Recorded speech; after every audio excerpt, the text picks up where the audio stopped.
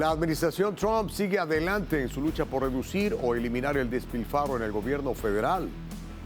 El gobernador de Texas rechaza un proyecto para desarrollar una ciudad islámica cerca de Dallas. Y comienza la Convención Nacional de Comunicadores Religiosos reuniendo a más de 1,000 medios cristianos con alcance mundial. Así comienza Voz News.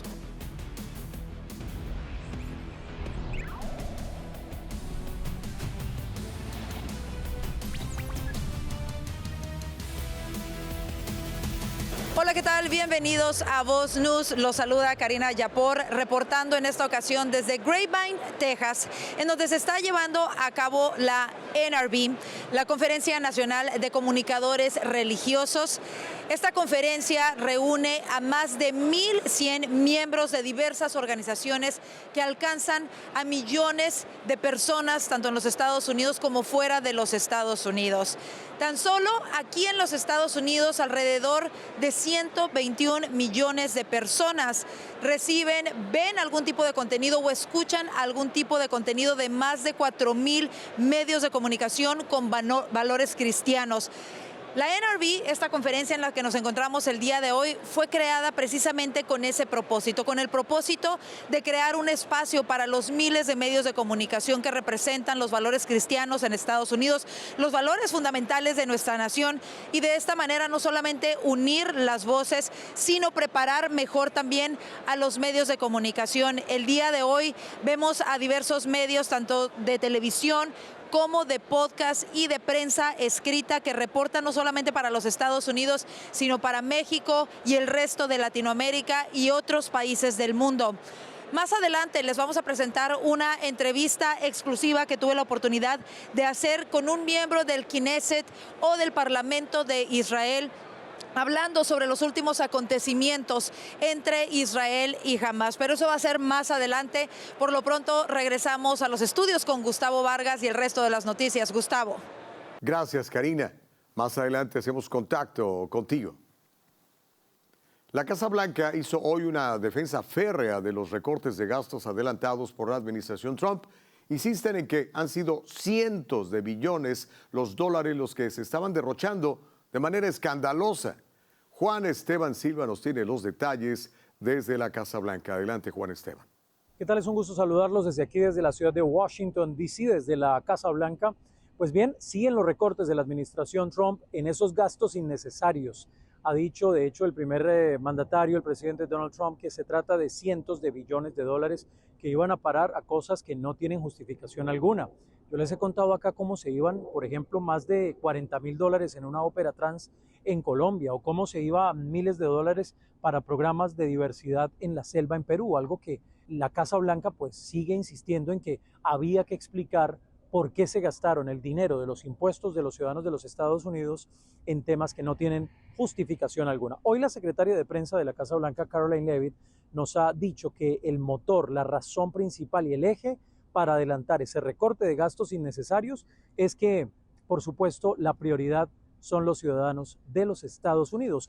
The most important people are the American people, and 77% of Americans at home support a full investigation into the waste, fraud, and abuse that the federal government has been spending their tax dollars on. So that's the people the president cares about most, and that's why we're fulfilling this pledge. And again, it should come as no secret to anybody. The president campaigned on doing that.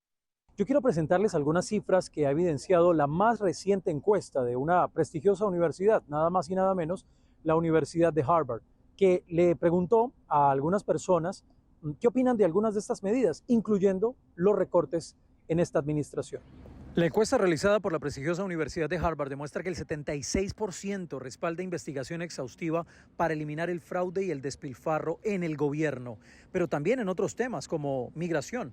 Según los resultados, 81% de los estadounidenses apoya la deportación de inmigrantes que han cometido delitos, mientras que un 76% está a favor de fortalecer la seguridad en la frontera. Pues bien, a propósito, el presidente Trump se reunió con el presidente de Francia, Emmanuel Macron, ayer aquí en la Casa Blanca, y esto decía sobre ese derroche que ha encontrado el Departamento de Eficiencia Gubernamental. The good news is that when you think of how rich a nation we can be when we get rid of this, sometimes you'll buy a company and you'll see it was really well run. They accounted for every penny. Well, not much you can do there. You got yourself a bad deal. This one is the exact opposite. Tremendous fraud, tremendous. De esta manera, agencias como USA y también el Pentágono, la Secretaría de Defensa, pues sigue también siendo parte de esos lugares en los que se han adelantado recortes. Y con Elon Musk, que pide informes a muchos empleados, a miles de empleados federales, sobre las cuentas claras, es decir, que cuenten qué han hecho en las últimas semanas. Es la información desde Washington para Voz Media, Juan Esteban Silva. Gracias, Juan Esteban. Mientras tanto, el líder de la Cámara de Representantes, Mike Johnson, sugiere que la votación sobre la resolución presupuestaria del Partido Republicano podría retrasarse, ya que busca reforzar el apoyo a la medida en su partido. The budget resolution itself doesn't do any of that. The objective and our commitment has always been deficit neutrality. That's the goal here. If we can reduce the deficit, even better. But here's another thing everybody needs to consider. Not only are we working to find savings for the American taxpayer, to find a better, more efficient, more effective use of their dollars, which we are morally obligated to do, we also have a moral obligation to bend the curve on the debt. All of your children, all of our children and grandchildren are going to be saddled with the debt that we're spending right now. It's $36 trillion federal debt. The deficits have been... Johnson explicó el objetivo y que llevará tiempo lograrlo, pero que está trabajando con los representantes y senadores republicanos. Comparó este objetivo con hacer girar un gigantesco portaaviones en el mar. Bueno, y tenemos más noticias. El gobernador de Texas, Greg Abbott, ha tomado una postura firme y contundente en contra del proyecto urbano conocido como Epic City, una comunidad planificada en las afueras de Dallas que, según sus promotores, estaría regida por la Sharia o ley islámica. El gobernador Abbott dejó claro su rechazo absoluto a la iniciativa, subrayando que la ley Sharia, la Sharia Law, no está permitida en Texas y que proyectos de esta naturaleza no tienen cabida en el estado. El anuncio del gobernador llega en respuesta a la propuesta liderada por el Centro Islámico de East Plano y promovida por el influyente teólogo musulmán Yasir Qadhi. Epic City, que abarcaría más de 400 acres en Josephine, Texas, se presenta como una comunidad autosuficiente con una mezquita central, viviendas, escuelas islámicas, clínicas, tiendas, parques y una residencia para ancianos. Bueno, y para hablar y analizar este tema, vamos a hacer contacto con el analista político y residente de Texas, Silvio Canto Jr. Silvio, qué gusto saludarte. ¿Cómo estás? Buenas tardes. Muy buenas tardes y, como siempre, gracias por la invitación. El tema es por demás interesante. Esto significa, Silvio, que hay una ciudad regida por la ley Sharia o la ley musulmana. ¿Qué significa esto para un estado como Texas? Bueno, hay dos problemas. El primer problema es que tú no puedes hacer eso, vamos a la primera enmienda, que te garantiza libertad de religión, pero al mismo tiempo tú no puedes tener una comunidad basada en una religión. Es como si ahora, por ejemplo, yo quisiera tener una comunidad 100% católica, ¿no? Con las leyes locales basadas en, vamos a decir, la ley católica. Eso no sería aceptado. Entonces, en este caso, tenemos que en Texas ya se pasó una ley diciendo que Sharia Law, que es lo que manejaría esto, eso también no se tolera. Entonces, hay de esos dos problemas. Hay el problema estatal y el problema federal en este caso. Entonces, yo desde que vi esta noticia hace como 2 meses o algo que la vi en el periódico, pensé que esto iba a ser un problema bien serio para las personas formando esta comunidad. Ellos pueden tener colegios, ellos pueden tener un centro religioso aquí, no muy lejos de mí, hay un centro religioso musulmano, pero eso es diferente que tener una ciudad en la cual solamente la ley musulmana o Sharia sería la única ley que hay, Gustavo. Wow. Ahora, hablando concretamente de Texas, imaginémonos por un momento que esto se llevara a cabo. Estaremos hablando de una ley dentro de otra ley. Como decías tú, es anticonstitucional, ¿no? Así es, uso el ejemplo otra vez del católico, vamos a decir, yo soy católico, entonces imagínate que se formara una ciudad en Texas 100% católica, en la cual solamente hubiera servicios católicos, que se aplicaran, por ejemplo, leyes de divorcio o matrimonio, lo que sea, basados exclusivamente en la Iglesia Católica. Digo, eso no sería constitucional, ¿no? Y aquí estamos hablando de algo similar. Es algo que hasta cierto punto esto está pasando en Europa, pero no oficialmente. En Europa hay comunidades también que son musulmanas, pero no oficialmente como esta gente quiere hacer aquí.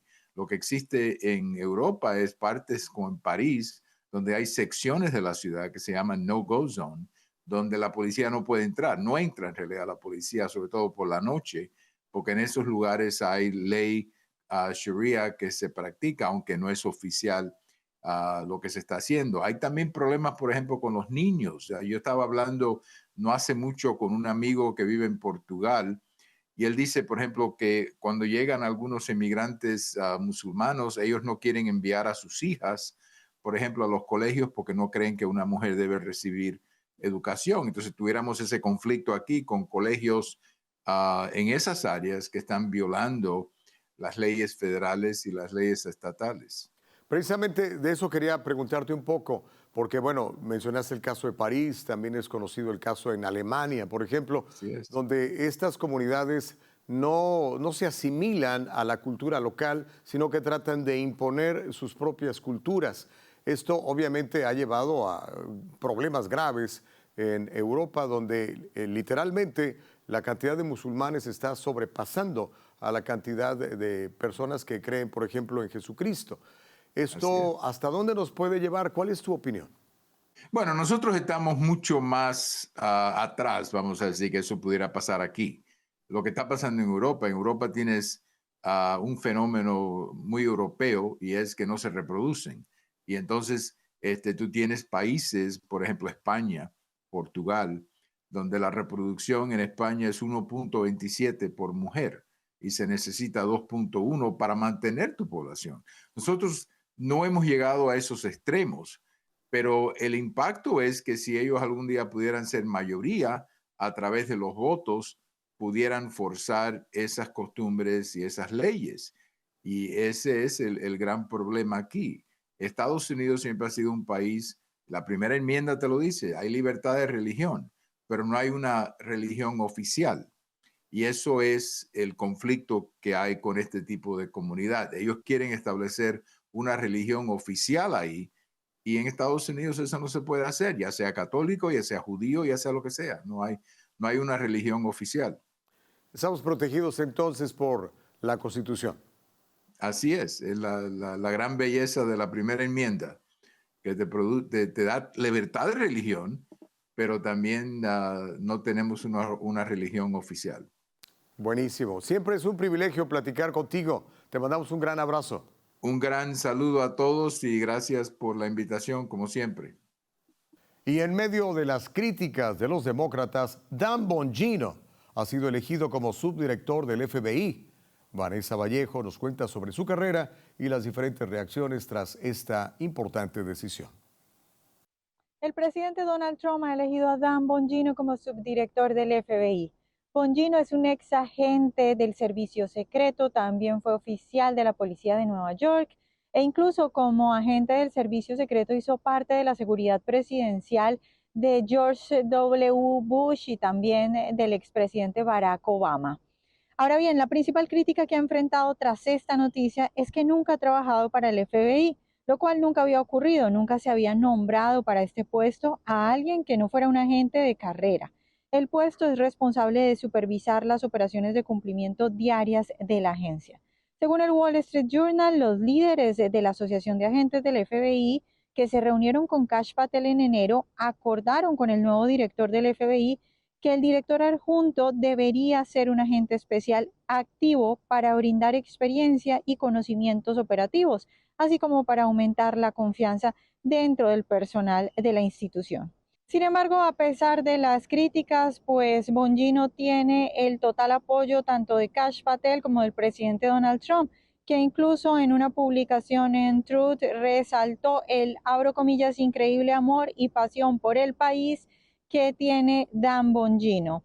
además de toda su experiencia como agente del servicio secreto y oficial de policía. Hay que también resaltar que Bongino ha tenido mucho éxito como personalidad de los medios, que tiene un podcast muy popular, que ha escrito varios libros alcanzando superventas y es comentarista regular de Fox News. Y precisamente en su podcast, Bongino aprovechó para decir que quiere ayudar a restablecer la fe en la institución y que va a poner todo su esfuerzo en este nuevo trabajo. Escuchemos.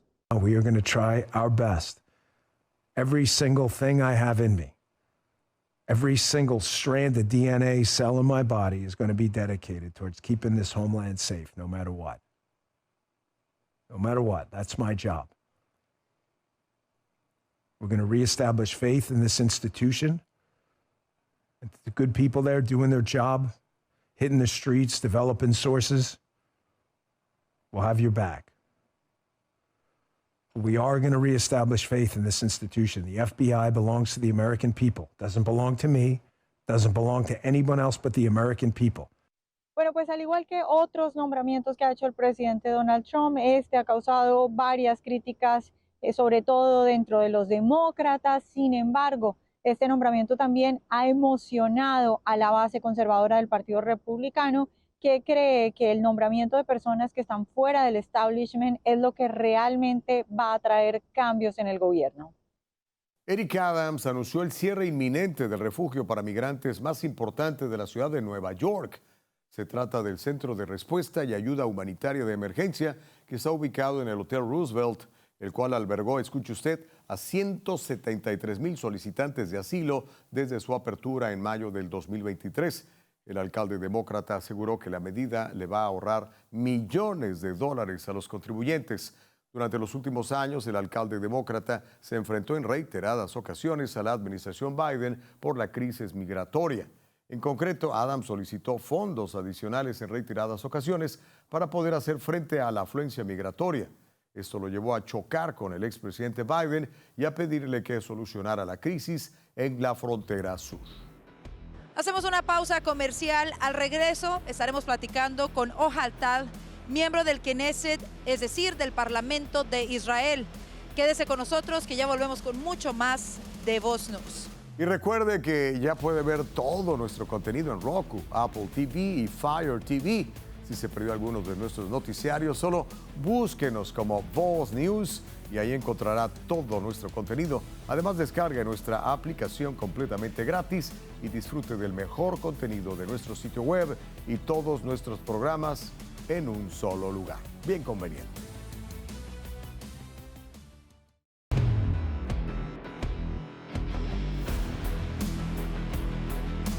Seguimos transmitiendo desde el NRB. Como lo saben, la primera fase de cese al fuego entre Israel y Hamás está por terminar.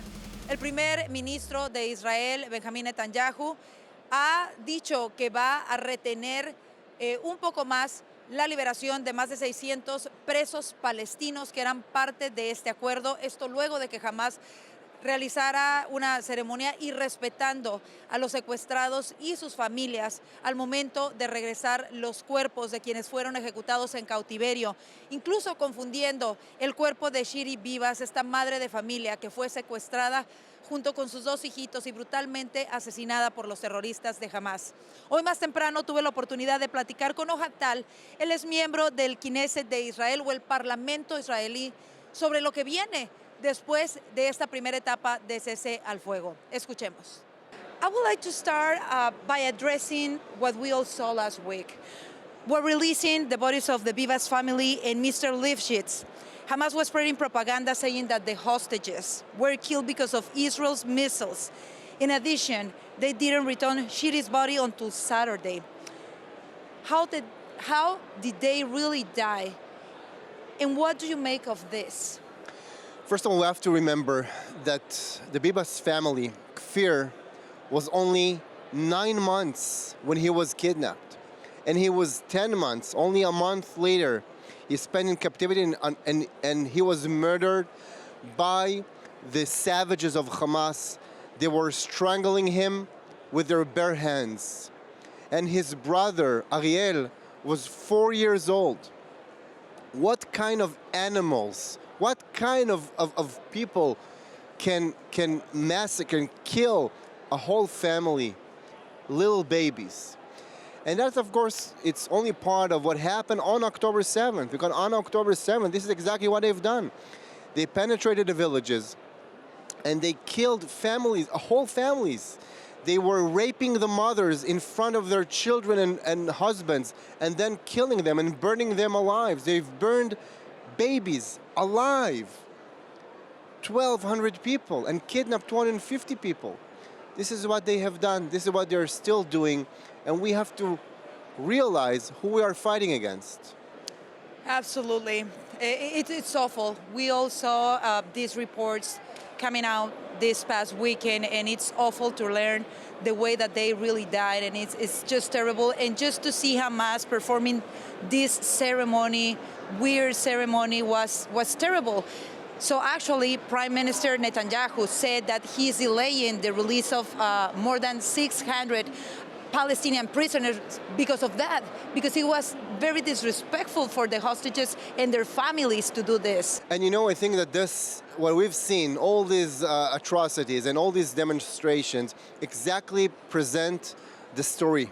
Because on last Thursday, what we've seen is on the one side of the border, parents taking their children to be part of something big, to celebrate.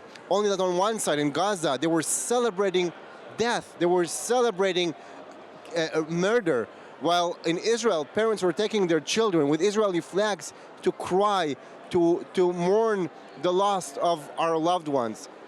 And that's the whole story. There's one culture who glorifies death, and one culture who sanctifies life. One culture is light, one culture is darkness. One culture is good, and one culture is pure evil. And this evil must be eliminated. MK Tal, a lot of people question if it's worth to exchange hundreds of Palestinian prisoners, a lot of them facing life in prison because of the crimes that they committed, in exchange for just a few of the hostages. And how can you make sure that they will not attack Israel or Israel's again? We cannot. The truth is we cannot. This is why my party, we were strongly against the deal. We think that this ceasefire deal, I will not even call it a hostage deal, because this deal effectively keeps Hamas in power and leaves behind most of the hostages. So I don't think it's a good deal. I think it was a bad deal. I think it has been done. And again, we are part of the government. My party is part of the government, despite the fact that we are against the deal. Absolutely, that's great. Just one more question that came to my mind. How many more hostages are under the control of Hamas? And how many of them do you think are still alive? So until now, there's still 63 hostages in Hamas hands. About half of them are still alive. Half of them are not, unfortunately. They were killed by Hamas. And we are committed to bring back home each and every one of them, the dead and those who are alive alike. But not through a new deal. Not through a deal, not through caving to Hamas, but by as we say, as President Trump said, peace through strength. Thank you so much for your time with us. Thank you very much. And God bless you guys. You have been in your prayers. Thank you. Thank you very much. May God bless you. May God bless America. And I'm sure that together we can overcome all challenges, all evil. Absolutely. Thank you so much. Thank you very much. Recuerde que esta entrevista puede verla de nueva cuenta a través de nuestro canal de YouTube. Nos encuentra como @VozMedia. Nosotros seguiremos aquí el día de mañana en la NRB, en donde estaremos participando también en una conferencia de comunicadores hispanos con valores cristianos. Por lo pronto, regresamos a los estudios con Gustavo y el resto de las noticias. Gustavo. Gracias, Karina. La confianza de los consumidores en la economía de Estados Unidos registró en febrero su mayor caída mensual desde agosto del 2021, esto de acuerdo a un índice publicado el martes. El índice de confianza retrocedió en febrero 7 puntos a 98.3 frente a un 105.3 revisado de enero, según informó la Asociación Profesional Conference Board. Las cifras de febrero representan la mayor caída mensual desde agosto del 2021 y el nivel de confianza más bajo desde junio del 2024, según los datos.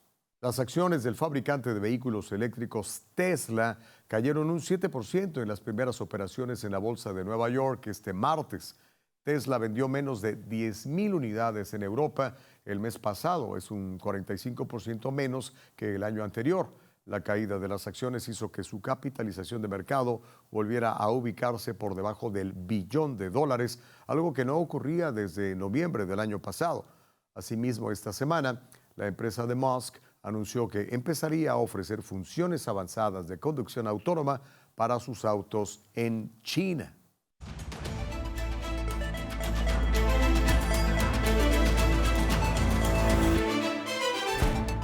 Vamos a visitar México, ¿qué le parece? El gobierno mexicano confirmó este martes que ha solicitado reiteradamente a los Estados Unidos la extradición del capo narcotraficante Ismael El Mayo Zambada, luego de que fuera detenido en territorio estadounidense en julio del año pasado. Eso fue informado por el fiscal general de México, Alejandro Gertz Manero. Vamos a escuchar parte de lo que dijo Gertz Manero. Iniciamos un procedimiento de extradición ante las autoridades norteamericanas para que esta persona que había salido del país en contra de su voluntad, que tiene 3 órdenes de aprehensión vigentes, es obligación del gobierno de la República iniciar el procedimiento de extradición y es obligación del gobierno requirente darnos respuesta lo más pronto posible a ello. Ismael El Mayo Zambada es acusado de ser líder del Cártel de Sinaloa, una de las organizaciones criminales más poderosas de México. Además, es buscado por las autoridades mexicanas por múltiples delitos que incluyen narcotráfico y lavado de dinero. Zambada se enfrenta a la posibilidad de que se le condone la pena de muerte en Estados Unidos.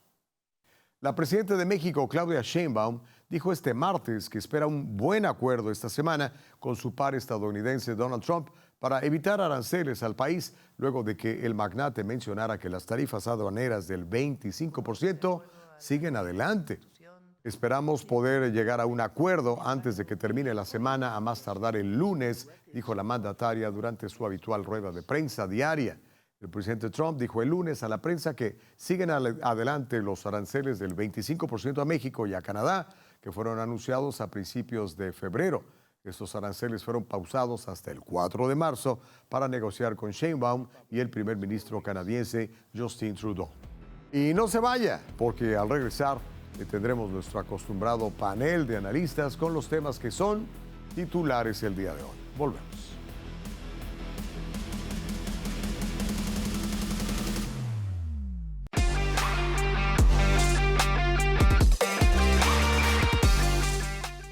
Estamos en nuestra acostumbrada sección del panel y pese a todas las críticas de los burócratas de Washington, el presidente Donald Trump sigue apoyando el trabajo del Departamento de Eficiencia Gubernamental, el DOGE.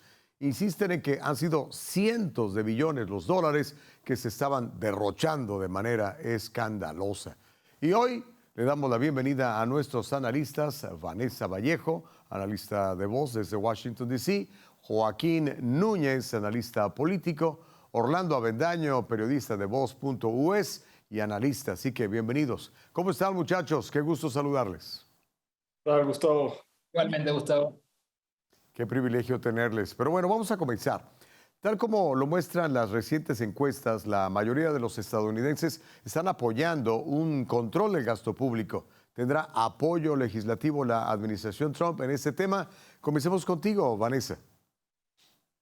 Bueno, yo creo que vamos a tenerlo no tan fácil porque las mayorías que tenemos no son tan amplias. Sin embargo, creo que con todo el apoyo que está teniendo el presidente en las encuestas y con lo bien que lo ha hecho en este poco tiempo en materia de cumplir efectivamente las promesas que hizo y cómo eso se ve aprobado por la popularidad que tiene, yo creo que eso hace pues que quede claro que sí lo está haciendo bien, que quede claro que sí deben trabajar los legisladores para ayudarle a sacar adelante su plan.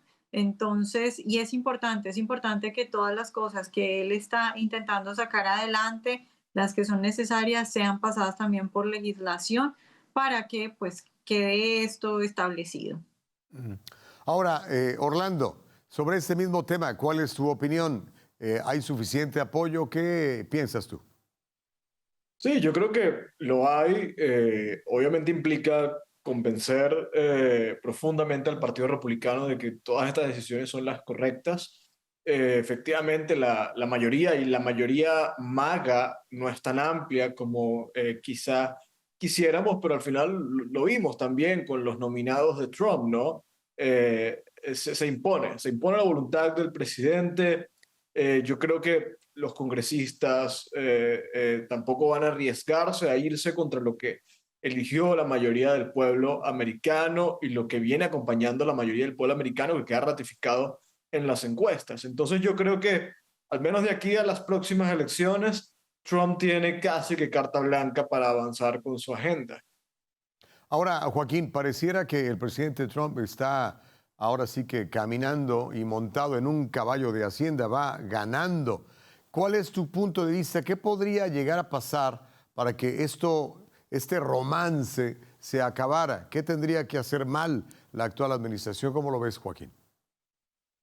Bueno, es un romance, la verdad, bastante oportuno. Ambas partes están contentas, a ambas partes les conviene, pero en cuanto al trabajo en sí que está haciendo Musk, no quería dejar pasar esto. Ayer cubrimos oportunamente en Moz.us una encuesta que hizo Harvard Harris que muestra que el trabajo del Doge es el segundo punto de la agenda más popular de la administración Trump, incluso por el 62% de los demócratas. Así que yo espero que el recorte del gobierno, que el corte del despilfarro, ya sea el destino que le den, devolvérselo a la gente en parte, pagar la deuda, que es lo que propone el presidente Johnson, eso cuenta con un apoyo bipartidista bastante amplio en lo que es la calle, en lo que es la mesa de la cena. Esperemos que se traslade al Congreso porque siento que es una prioridad fundamental. Y remarco esto, no es un capricho de Trump, esto ha sido parte de la agenda republicana hace años, ahora que no se respetaba. El presidente está volviendo a este tipo de agenda conservadora, no solo de bajar el gasto, que es lo que está proponiendo acá, sino también de bajar los impuestos. Así que es una dualidad que si la consigue pasar por el Congreso puede ser el principio de una recuperación muy, muy grande.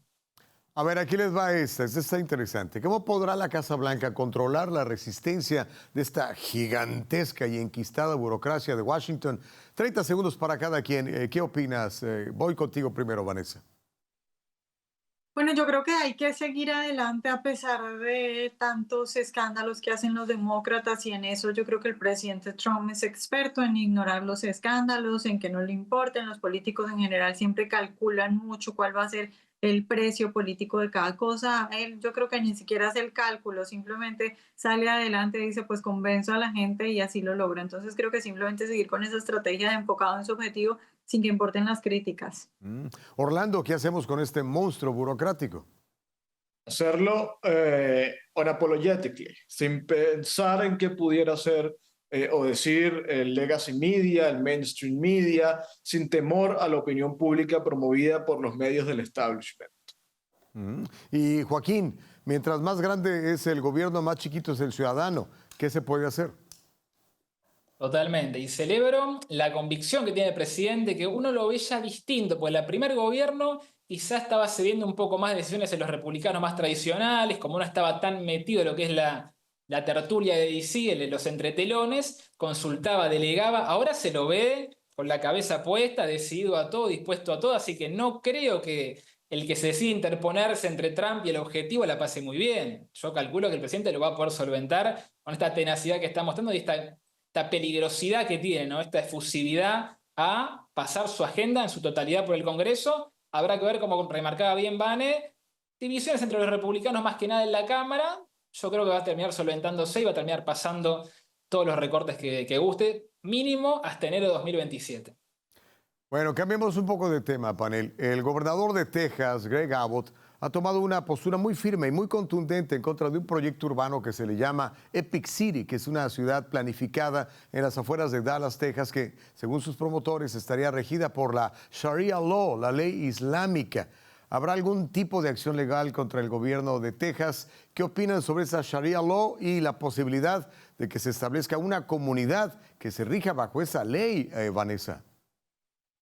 pues que es inadmisible. Es decir, todo ciudadano de Estados Unidos tiene que regirse por la Constitución. Aquí no se puede establecer otra regla como si no hubiera un gobierno o como si no, este país no tuviera sus propias reglas con una constitución. Y es importante que estas cosas se aborden rápidamente y que se aborden con seriedad, como muy bien lo está haciendo el gobernador Abbott. Y creo que esto obviamente preocupa que este tipo de iniciativas, por llamarlo de alguna forma, estén surgiendo, pero creo que al mismo tiempo es el espacio para poner sobre la mesa lo preocupante que es este tipo de cosas y que hay que abordarlas a tiempo, frenarlas a tiempo y que no se puede permitir que algunos lugares de Estados Unidos sean como algunos países europeos donde hay calles y barrios enteros donde efectivamente la Sharia se imponen. A ver, ahora Orlando, permitir una ciudad con este planteamiento podría llevarnos a desarrollar guetos religiosos como los que mencionaba Vanessa en Europa, pero ¿no sería discriminatorio en contra de estos grupos fundamentalistas islámicos? No, yo creo que lo discriminatorio sería hacer una excepción para no herir a la comunidad. Estados Unidos es un país donde se respeta la libertad religiosa, pero sobre todo se respeta la Constitución y el Estado de Derecho y la igualdad ante la ley. No hay privilegios, no hay excepciones, todo, absolutamente todo individuo bajo la jurisprudencia de Estados Unidos está sometido al Estado de Derecho republicano federal de Estados Unidos. Es inadmisible, yo creo que aquí no se puede ceder un milímetro. En el momento en que cedas un milímetro, estás a puertas de convertirte, por ejemplo, lo que ya se están convirtiendo ciertas ciudades en Alemania o en Reino Unido o en países europeos en general, donde hay guetos árabes, guetos musulmanes, donde funcionan con tribunales paralelos, donde se impone una ley que no corresponde con la ley y el Estado de Derecho del país, sino una ley particular, y eso es inadmisible. Yo creo que nadie puede hacerlo, no lo pueden hacer los musulmanes como tampoco lo pueden hacer los de otras denominaciones. Ahora, Joaquín, esta Sharia Law tiende a ser muy intolerante con los homosexuales, las mujeres, etcétera. ¿Qué riesgos podríamos correr en los Estados Unidos con algo como eso?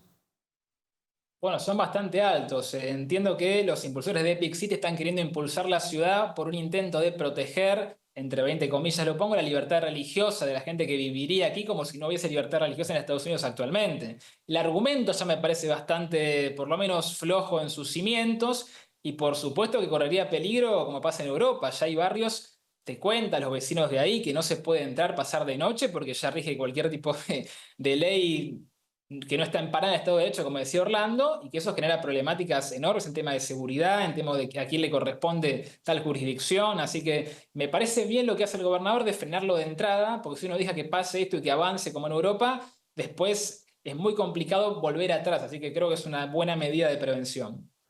Bueno, pues ahí tienen los puntos de vista tanto de Orlando como de Vanessa y de Joaquín. Y es algo que estamos experimentando ahora mismo en Texas. Vamos a ver hasta dónde llega este tema. Obviamente estaremos oportunamente cubriendo cualquier novedad, cualquier cosa que se produzca relacionada con esto. Nos vamos a un corte, pero vamos a continuar. No le cambie porque vamos a seguir platicando sobre el panel, sobre temas muy interesantes que nos afectan a todos. Continuamos.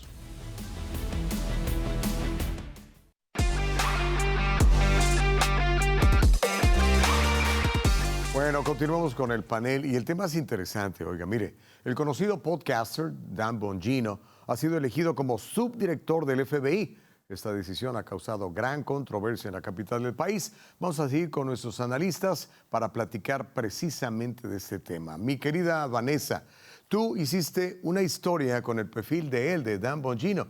¿Quién es Dan Bongino? Expliquémosle a todo el mundo.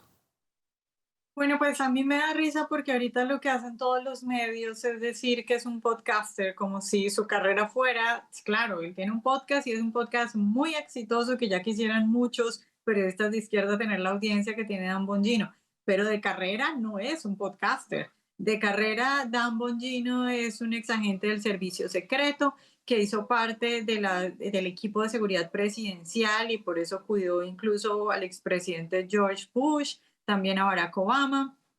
Hemos visto algunas fotos por ahí rondar de su época, cuando era parte de la seguridad de estos dos expresidentes tan importantes. Y también fue oficial del Departamento de Policía de Nueva York. Es decir, sí tiene una carrera en seguridad, sí tiene una carrera en el servicio secreto. Ahora, las críticas que yo creo que sí pueden ser válidas, o las dudas que pueden ser válidas, es que Dan Bongino no es un agente del FBI. Y normalmente este puesto del segundo del FBI siempre se le da a un agente que esté activo y pues que tenga una gran carrera en el FBI. Y esas, digamos, son críticas válidas, pero al mismo tiempo yo creo que esto también se debe ver en el contexto de lo que es la administración del presidente Trump. Y cuando uno toma decisiones que no son las comunes, pues es un riesgo que puede suceder que no salga bien, pero también puede suceder que la situación salga muy bien.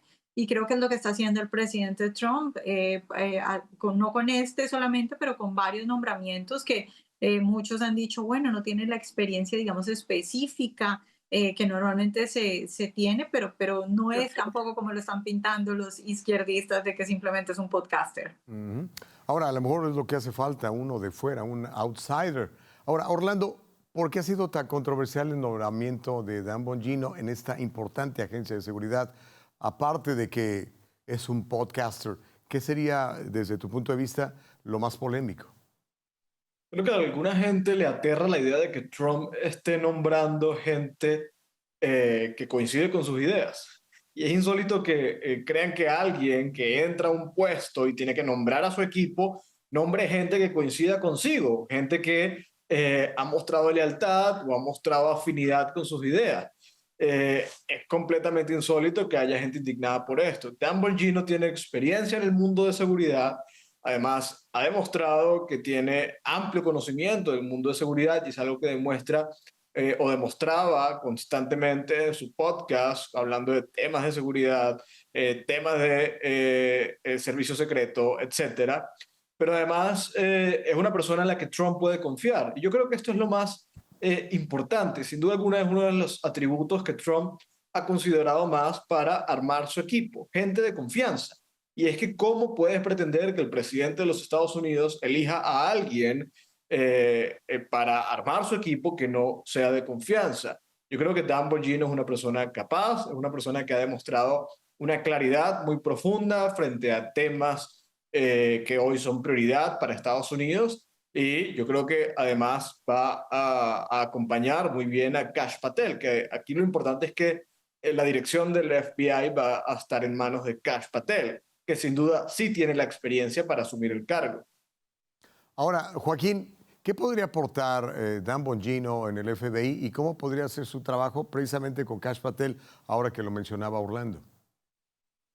Bueno, remarco lo de Vane, tiene una vasta experiencia en el ámbito de seguridad, policía de Nueva York, agente del servicio secreto de la custodia presidencial.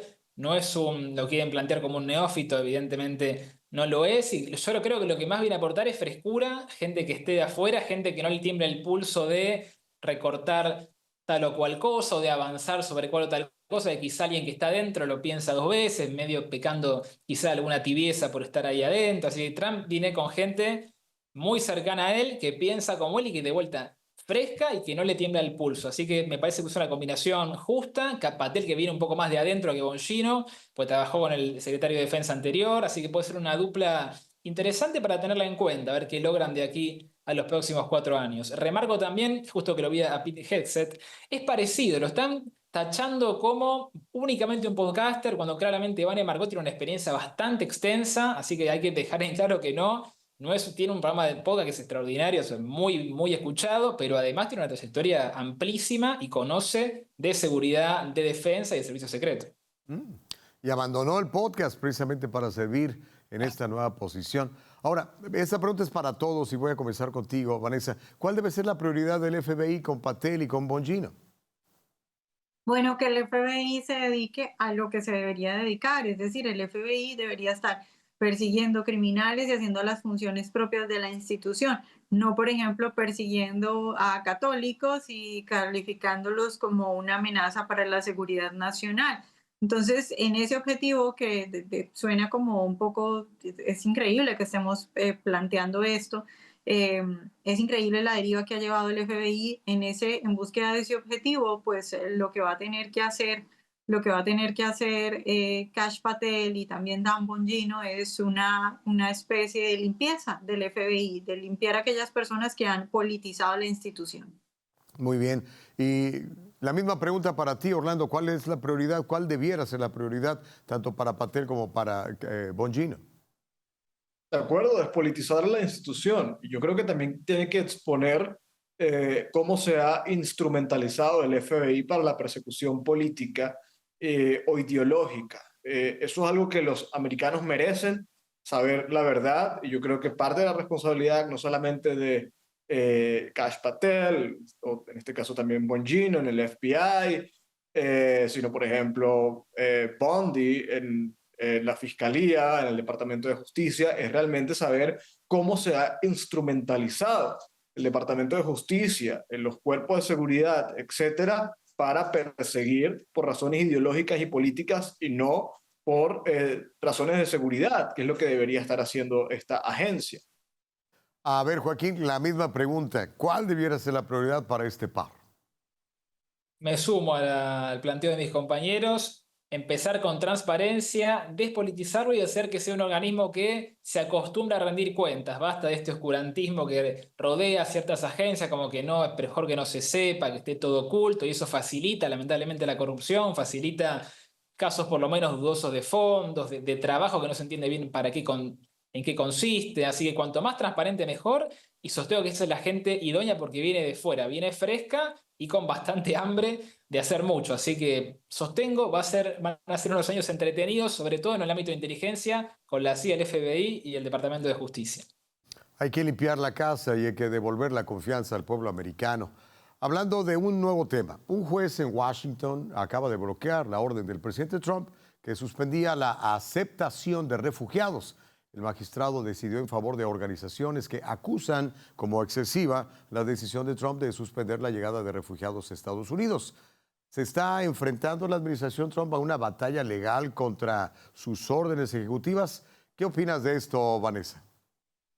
Sí, bueno, efectivamente, y sabíamos que esto iba a pasar. Los demócratas, incluso antes de las elecciones, ya estaban configurando todo un equipo legal para darle la batalla al presidente si ganaba en diferentes ámbitos, aún sin que se hubieran realizado las elecciones.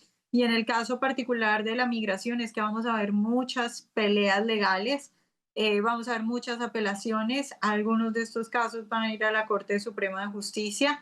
Y a mí me parece interesante porque hay casos que yo, por ejemplo, sí quisiera saber qué dice la Corte Suprema de Justicia, como por ejemplo el caso de restringir la ciudadanía por nacimiento de niños que son hijos de migrantes ilegales. Yo sí quisiera saber, por ejemplo, qué dice la Corte Suprema sobre eso. Ahora, sobre esto yo creo que es una cuestión más de las como detalles de la medida, porque lo que dicen es que lo que dice este juez es que se ha tomado, digamos, de manera radical. Entonces, en ese sentido, tenemos que ver qué pasa con una apelación. Sin embargo, repito, a mí me parece que el presidente Trump está haciendo las cosas sabiendo que muchos de estos casos van a terminar en una corte. De hecho, recuerdo que hace poco dijo que él sabía que algunas de sus iniciativas iban a ser frenadas y solo tendrían un resultado hasta quizá dentro de 2 años en todo lo que dura el proceso legal de algunos de estos temas, pero que él estaba dispuesto a seguir adelante, y mientras que pues él está dispuesto a seguir adelante y mientras que tome esto con el ánimo que siempre toma las cosas, pues de alguna manera la agenda va a avanzar. Muy bien, gracias por tu opinión, Vanessa. Ahora, Orlando, ¿cómo podría la administración salir victoriosa de estas demandas? No se ve muy fácil el asunto. Bueno, no, pelear. Yo creo que pelear y obviamente Trump, antes de tomar cada medida, debe considerar, uno, que va a ser probablemente desafiada en los tribunales, pero dos, que él tiene el respaldo y la solidez constitucional para efectivamente avanzar en estas medidas. Yo creo que aquí lo que todos queremos es que se imponga al final la Constitución de los Estados Unidos y efectivamente Trump lo que esté proponiendo esté enmarcado dentro de la Constitución. Yo creo que es así, yo creo que vamos a ver esto y vamos a ver a los tribunales y las cortes y todo este plan judicial de los demócratas tratando de desafiar absolutamente cada medida de Trump, pero eso también lo prevé Trump. Yo creo que por eso el presidente arrancó firmando una cantidad insólita de órdenes ejecutivas, precisamente previendo que eventualmente algunas de esas órdenes iban a ser atajadas en los tribunales. Así que yo creo que esto está dentro de lo contemplado y yo espero que el equipo legal del presidente tenga la capacidad de realmente defender estas órdenes. Y vaya que lo están intentando en la izquierda. Ahora, Joaquín, ¿qué otra orden ejecutiva podría ser llevada a las Cortes? En tu opinión, lo que está empujando el presidente Trump, ¿qué podría ser detenido? Y a ver, es un poco impredecible porque básicamente cualquier juez en un estado bastante azul, como puede ser Rhode Island, Oregón, Washington, en este caso, si no me equivoco, el juez fue de Oregón también. Es una lotería. Lo que sí puede hacer Trump, si ve que la vía judicial se le complica demasiado, en este caso, lo que propone el juez es que la orden de Trump choca con una ley del Congreso, con una capacidad del Congreso que intente pasar este mismo corte por la legislatura, que puede ser cuesta arriba, pero capaz la puede meter en la reconciliación de presupuesto, dentro de la ley SAFE también. Tiene vías legislativas, en este caso, por lo menos si quiere evitarse la engorrona con la justicia. Si ve que está muy cuesta arriba, tiene el camino B, que tampoco es fácil, pero por lo menos es distinto y podría ser incluso más en simultáneo. A ver cuál pasa primero. Mucho de esto podría al final decidirse en la Corte Superior de Justicia. ¿Qué opinas de esto, Vanessa?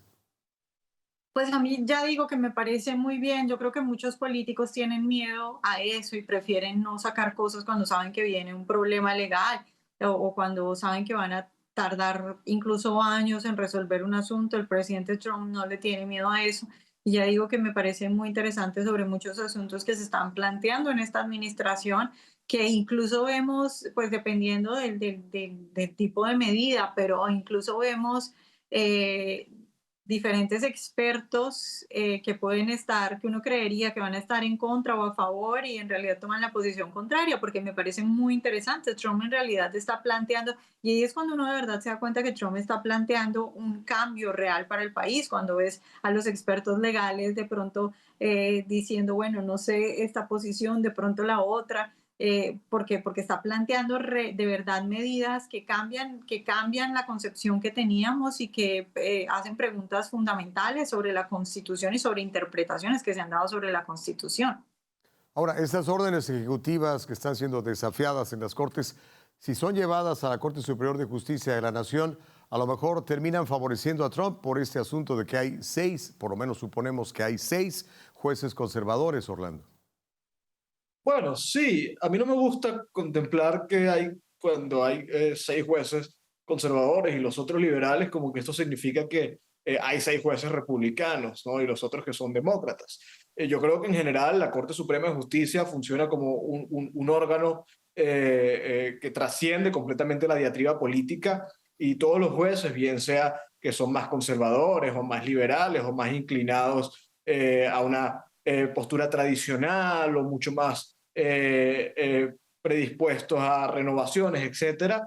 Yo creo que todos valoran el Estado de Derecho y pueden tomar decisiones, aunque sea con una mayoría pequeña o con una mayoría grande, decisiones que se correspondan con la Constitución. Yo creo que los jueces si dictaminan a favor de Trump, no es que lo hacen porque se identifiquen con Trump o porque quieran favorecer el Partido Republicano, lo hacen porque efectivamente la Constitución, en este caso, ampara al presidente Trump. Eso es lo maravilloso de esta Corte Suprema, que está llena de gente tan prestigiosa como Clarence Thomas, que está mucho más arriba de la diatriba política. Bien, para terminar, Joaquín, tu pronóstico, al final del día, ¿se va a imponer la opinión del presidente Trump? Es muy lindo hacer predicciones, la futurología la verdad que me parece muy de entretenida y divertida. Yo vamos a adivinar pesimista completamente. Para mí la van a terminar cortando, va a terminar avanzando por otro lado, sea Congreso o sea por otra vía. Si me apurás, esta en particular la veo un poquito complicada por el argumento que dio el juez en su bloqueo. Así que acá, de mi parte, hay pesimismo por lo menos con esta orden ejecutiva. Pues muchísimas gracias de veras a nuestros 3 panelistas. Hemos llegado al final de esta emisión y antes de despedirnos, queremos agradecerles a ustedes que se suscriben a nuestro canal, a que están siguiéndonos en YouTube, que están siguiéndonos en @VozMedia.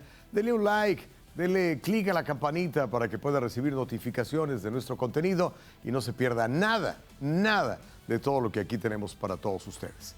Hasta la próxima. Bendiciones.